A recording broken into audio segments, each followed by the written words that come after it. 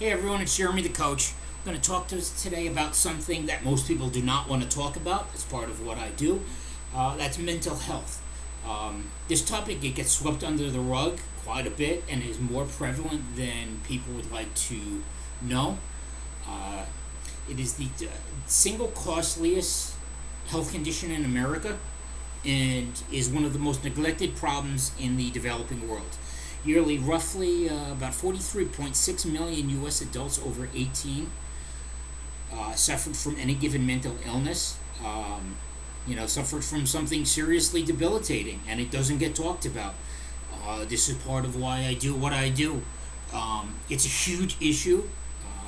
The term mental illness can mean a lot of things, but the main definition, because there's so many mental illnesses out there, the main definition is that it's a term that refers to diagnosable mental disorders, which there are many.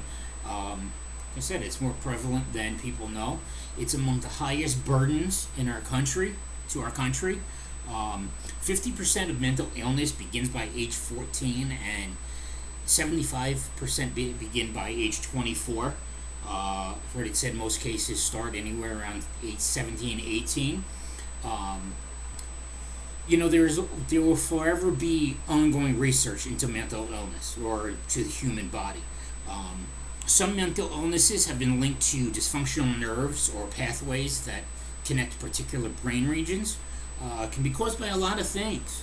It can be genetics, infections, injuries, substance abuse, brain defects. It can actually even be caused by poor nutrition, especially with somebody without an alcoholic. Missing certain B vitamins.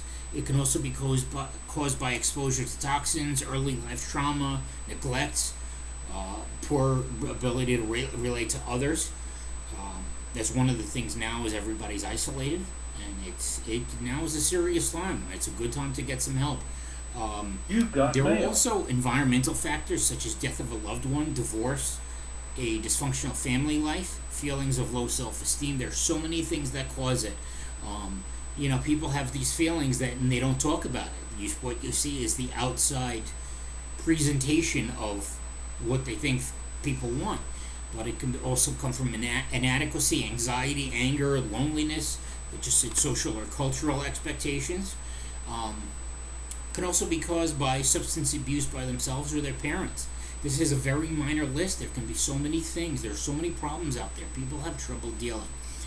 I looked up online on psychologytoday.com at different types of therapy, and there are so many things that can be done. There's too many to list here. There's so many different types of therapy. It's okay, it's okay to go get help. There's so many different ways to get help. Some common forms of therapy include CBT, which is cognitive behavioral therapy. I know that's kind of replacing a negative thought, seeing where you have a negative thought and trying to replace it with a positive one. That's a minor summary. Dialectical behavior therapy, I shared about that in another video. Biofeedback, linguistic programming, that's an up-and-coming one. Hypnotherapy, there's psychodynamic, psychoanalytic therapy, family and couple therapy, it's also called systemic therapy, so many more. I just feel like I listed a lot, and there were some I'm not even listing. But the four most common types of therapy are psychodynamic, CBT, cognitive behavioral therapy, humanistic therapy, which covers the most common disorders, and eclectic therapy. These are too much for one video, so I might go into them into the future by request. The public cost of neglected mental illness includes substance abuse disorders, overdose, suicide, economic costs of healthcare and loss of productivity. For individuals, it's not all about the financial cost. Sometimes it is, of course, obviously, but on the individual level, there's broken relationships, poor performance at school or work, loss of jobs, suicidal thoughts, substance abuse, poor physical health. The poor physical health can lead to mind problems, and mind problems can also lead to poor physical health. On the larger scale, these can lead to public health crises like epidemics of drug overdoses. There are so many. I hear about drug overdoses all the time. And also down to individual impacts like poor physical health and lost jobs. Be surprised at the numbers. What mental health costs this country. Costs about $53 billion in lost total income each year. And the amount spent on mental health is almost $188 billion a year. That's a lot of money. Think about that. That's a lot. So obviously mental health, there's more than just financial cost, but it's cost of the family and everything else. It costs both financially and personally. This makes me think of the saying that if you take care of the mind, the body will follow. It is up to us to take responsibility of our own lives. I suffer from depression, and I have to take positive action as often as I can, and realistically every day, and I don't. And learning that I have to take responsibility and do something positive each day. There's also, you can go get some help. There's no shame in getting help. There's more shame in having a problem and not doing anything about it than doing something about it. You lose more by not doing something about it, by not getting the help. Obviously mental health is serious business. And I will always encourage to seek help in whatever way works for you. Everybody's different. I use DBT. That might not be good for you. You might need religion, psychiatry, therapy, spirituality, and whatever works for you. It devastates families. I've seen it in my own life. What goes on. And it doesn't get, I'm not talking about my own life, but in general, what the misunderstandings are. And some people can't work, and our system is broken. If you look at people who are getting Social Security disability, they don't get a lot of money. They're not allowed to have a lot of money. If you look at mental health facilities, they're not the best places on earth, and that those people need the most help. And I always encourage, when I can, donating to various causes, and giving to charitable organizations.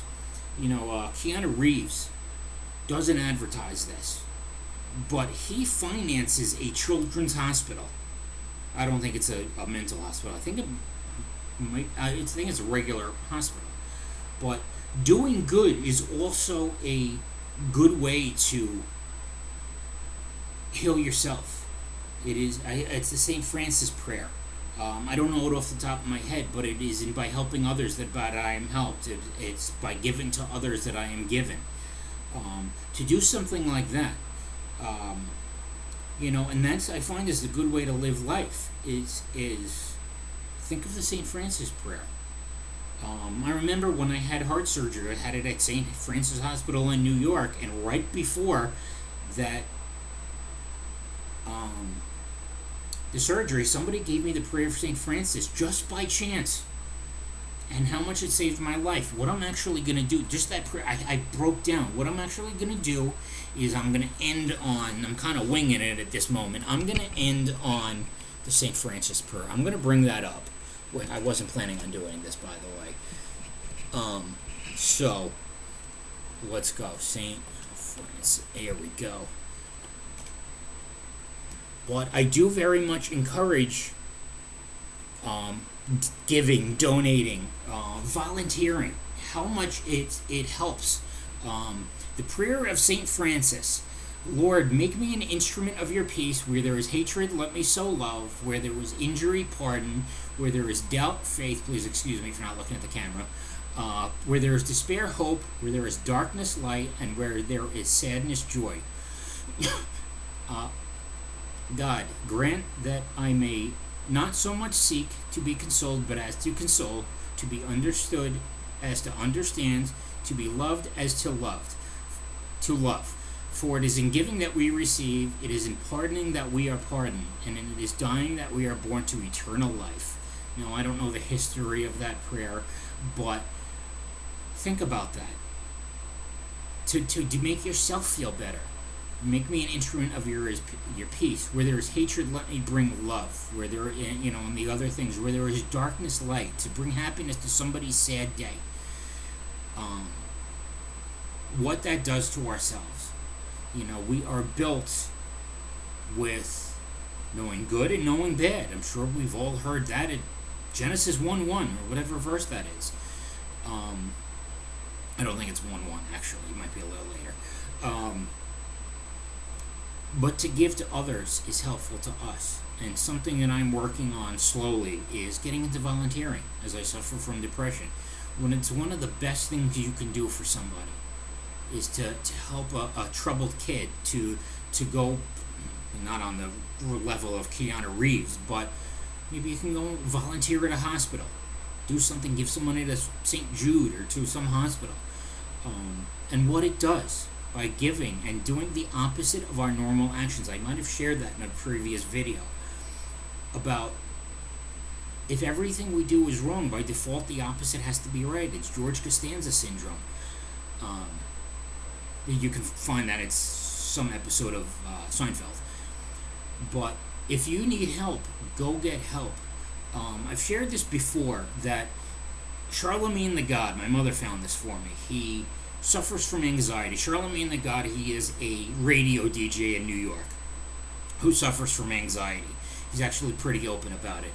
I'm trying to think off the top of my head what is coming to me. It's regarding anxiety. If you've ever been afraid of something. Not everything that is faced can be changed, but nothing can be changed until it is faced. I heard that about a year ago. Nothing can be changed until it is faced. You might hear, and I suffer the anxiety, F everything and run, false evidence appearing real. False evidence appearing real. And my favorite is face everything and recover. I suffer from anxiety and depression, and I'll tell you from personal experience. I'm sorry I'm making this about me, but I went back to school in 2011, and I'm going to tell you that suffering from depression might be a tie with the single hardest thing I've ever done. You got to be a tie between going through depression and having gone back to school. In 2011, the first time I really actually never attended. To how much doing something that I was afraid of changed my life. I was scared every step of the way. You can ask my mother, because I had to take anatomy and physiology, and a grown man at 30, I guess I was 32 or 33 at the time, calling my mother hysterical, crying because I had to take anatomy and physics, because that was the worst class in the world, if anyone's ever taken that. But looking back on having done something so drastic with my life, going back to school, I'd lost a bunch of weight, gotten sober. I do share that openly. Went back to school to become a nutritionist. And looking back, I just told you that it's a tie between, let's say that is the one single hardest thing I've ever done. But something to get out of myself was the greatest thing I've ever done. Minus the anatomy and physiology. That was holy crap, if you've ever taken that. But this video is about mental health and how to get out of it. Now, I'm not going to claim to be an expert, because I'm not. What I do know is I've gone through it and seen other people go through it. With depression, addiction, it is worse than any physical illness. I can tell you, as somebody who's had a heart surgery, that heart surgery was not the worst thing I've ever done. The hardest thing. If you need help, I'm here. You can always go see a counselor. There are new services coming out online. Forgot the name of it. There's one that's offering some free services during COVID. Virtual, you do it from your phone. But if you need anything, I'm here. The website is changeyourlight.com. And yeah, hope to see you soon.